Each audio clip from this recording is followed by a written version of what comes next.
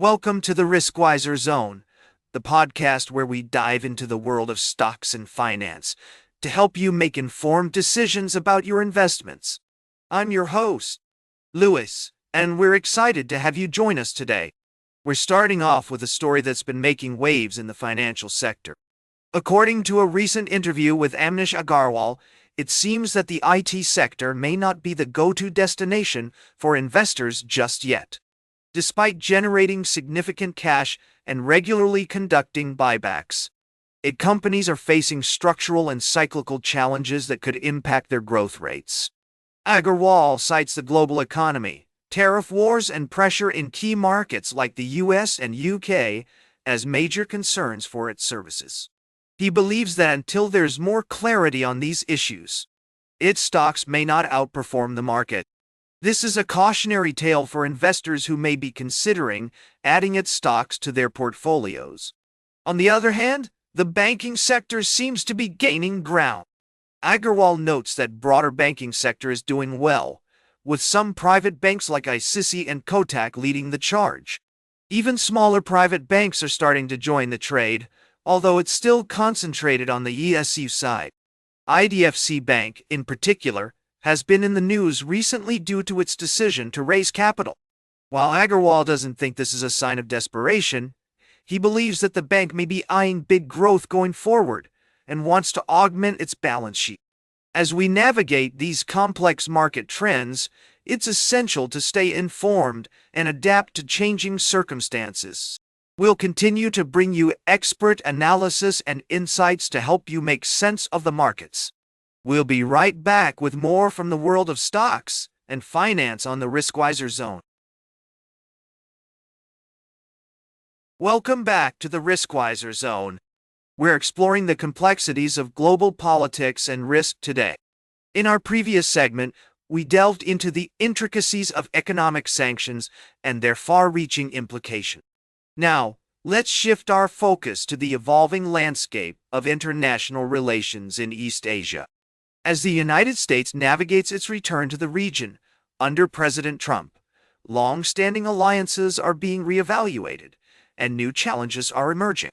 The recent language used by Trump regarding Japan and South Korea has sparked concerns about the future of these critical relationships. With approximately 50,000 U.S. troops stationed in Japan and 28,000 in South Korea, the stakes are undoubtedly high.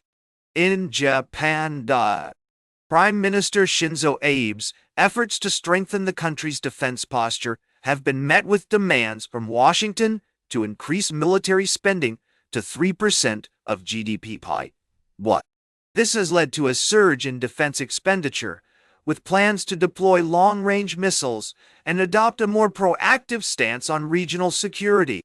However, this buildup may still not be enough to satisfy U.S. expectations. Meanwhile, in South Korea, the ongoing domestic political turmoil has raised questions about the country's commitment to regional security. The impeachment of President Yoon Suk-yeol and the upcoming election have created uncertainty about Seoul's future stance on defense spending and its relationship with Washington. As we examine these developments, it's essential to consider the broader context of East Asian geopolitics. China's growing assertiveness in the region, particularly in the South China Sea, has significant implications for the stability of the area. Vietnam, caught between its economic ties with both the U.S. and China, is walking a delicate balancing act.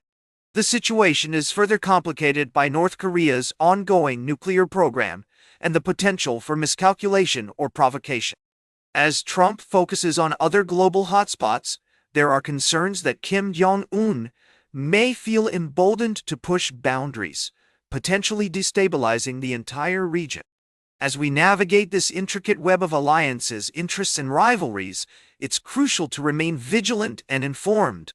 The consequences of miscalculation or miscommunication could be severe, with far-reaching implications for global stability. Stay tuned for our final story of the day, right here on the Riskwiser Zone. Welcome back to the Riskwiser Zone. Today we've been exploring the intricacies of risk management in a rapidly changing world. As we close out this episode, I want to bring your attention to a fascinating conversation that caught my eye. It's an interview with Scott Struzek, the CEO of GE Vernova, where he shares his insights on navigating the complexities of globalization, supply chain disruptions, and strategic decision-making. As we heard from the conversation, GE Vernova is taking a proactive approach to addressing the shifting landscape of global trade and manufacturing. With a $600 million investment in U.S. factories and the creation of over 1,500 jobs, the company is clearly committed to being a local player in its key markets. But what's equally impressive is Struzek's emphasis on using change as an opportunity for growth and improvement. He highlights the importance of being nimble and adaptable in the face of uncertainty, and his team's ability to challenge past assumptions and explore new alternatives. It's a great example of how companies can turn potential risks into strategic advantages. As Struzek puts it, we want to use change as an opportunity to improve. We're not going to suck our thumbs and cry on our beer as things kind of change. Now, I know some of you might be thinking, but what about the potential disruptions to supply chains? What about the impact on U.S. manufacturing? And those are valid concerns. However, it's also important to recognize that companies like GE Vernova are taking steps to mitigate these risks and invest in their future. As investors, it's essential to stay informed and adapt to changing market conditions. It's not always easy, but by staying vigilant and being open to new opportunities, we can navigate the complexities of the risk landscape and make more informed decisions. That's all for today's Riskwiser Zone. Remember to like, share, and subscribe. And until next time, invest with caution.